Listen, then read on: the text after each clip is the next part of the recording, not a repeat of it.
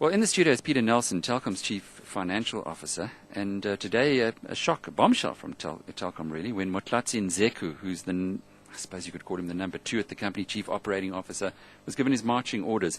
Peter, just to go back a little bit, in January this year there was an article in the Sunday Times alleging close ties between Ruben September, Chief Executive, and Ericsson, insinuating that Ruben had enjoyed a bribe or some kind of financial incentive.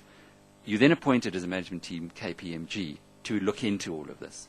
Is today's announcement in any way linked? Not linked to the KPMG audit, Alec. That's something that's still in process.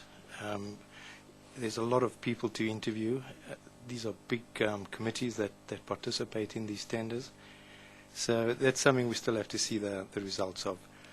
What we would say is that these allegations have been floating around for some time. I think they're deeply painful to the people involved. They go directly to the reputation of Telkom, and a lot of people, and everybody I know at Telkom, is working hard to really run a clean ship and to comply with all the highest standard of governance and an end. And when these allegations continue to fly around, they're difficult to deal with. I think we do intend to basically going more on the offensive. We've drawn a line in the sand, and we do intend to basically tackle these allegations more head-on. Usually what happens when a senior executive leaves a company is they're off to pursue personal interests. In this case, it's anything but. You say that his role had become, quote, extremely divisive and counterproductive. And I'm also going to read you this quote. You say, there's tangible indications that recent actions by Nzeku have resulted in reputational damage amounting to defamation of the company and its leadership. Now, drawing a line in the sand is one thing. Making these kind of statements about effectively the number 2 in the company who's no longer there is another matter entirely. Yeah. Alec, we think basically that there is tangible evidence as regards the information that's being leaked and is available in the market. And this is what basically gets built up in the media. Was he leaking? Well, or telling stories to we don't people know, in the but media? at the end of the day, we think there's some connections and the like. So, Yeah, but if you don't know, why have you fired him? well, there's more issues than just that. I mean, we basically are in the process of restructuring the company. We have a clear idea where it is we would like to go. Our board has approved the direction. We need to consult with a lot of parties and shape this and fill these positions and fill these structures. And our colleague was in the middle of some of these discussions, but he's not being available and he's not leading these discussions to finality. And there comes a point when basically we can't delay the discussions inevitably.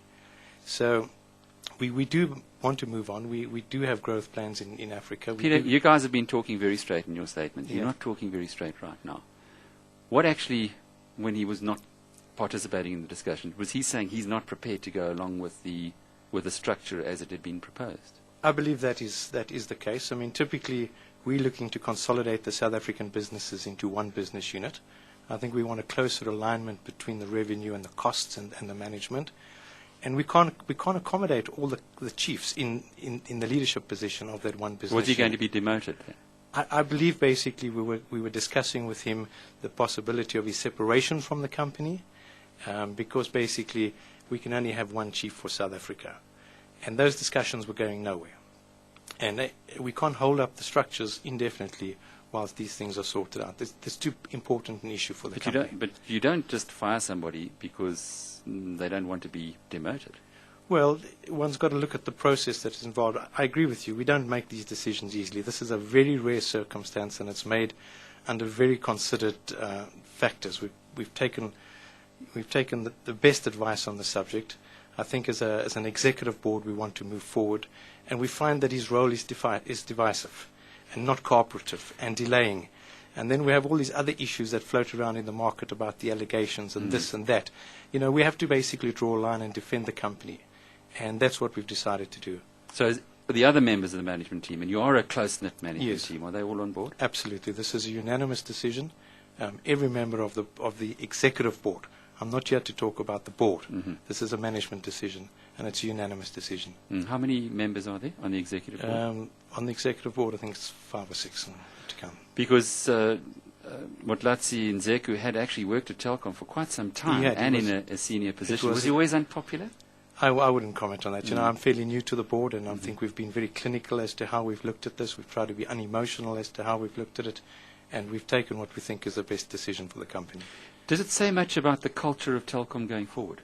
I think it does. I think quite rightly these sorts of issues were always sorted out behind closed doors in a cooperative and friendly way, and I think in honesty we would have liked to have done that in this instance as well. But the issues at stake in this difficult market, at these difficult financial times, we have to be seen to be performing and acting, and I think this is a strong message in that regard. Are you confident now that those stories that you were talking about, the rumors, the insinuations about Telkom, which clearly were leaking from within the organization, are now going to end? I believe that to be the case, but we'll see what happens in due course. But at least we can now address them in a proactive way. We can address it with our attorneys, and we can take the stands when we need to. It's draining on a management team to always have these insinuations resting over you. I think our chief executive has been very active in driving a new strategy for the company, and there's a lot at stake in these issues. There's a lot of consultations to be had, but a lot to be gained. And I think the delay is just unproductive and unnecessary. Motlatsi Nzeku was formerly the Chief Operating Officer at Telkom, and we did try and get hold of him today. His cell phone had been returned to the company with immediate effect, so you certainly didn't dilly-dally on that either. Is that standard practice? Well, I think I'm not aware that the cell phone was returned to I can to the assure you company, it was, but, because our producer was trying to get hold of him. I so. can just tell you we've had extraordinary amount of difficulty in reaching him ourselves in the last few days, but eventually we've taken the action and made the announcements. Peter Nelson is Telkom's Chief Financial Officer, and Peter Major, his namesake, is still on the line with us from Cape Town. Peter Major, that is. What's your take on all of this? Boy, I hate to get involved in something this difficult, Alec, unless I know a lot more than the guys on the other end of the phone.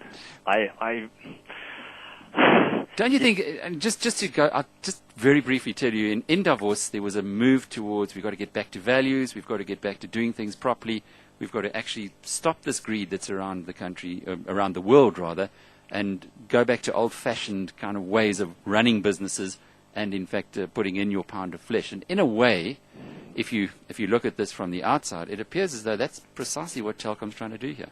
I think a lot of guys are going to do that, and it's the only way they're going to get credibility, and it's the only way they're going to exist as a business. We've already heard about this on the U.S. financial services companies, that there's some pretty well-known economists saying that is not a sustainable business model. If you think it is, you're going to go broke even faster than you are now, and it's all been borne out.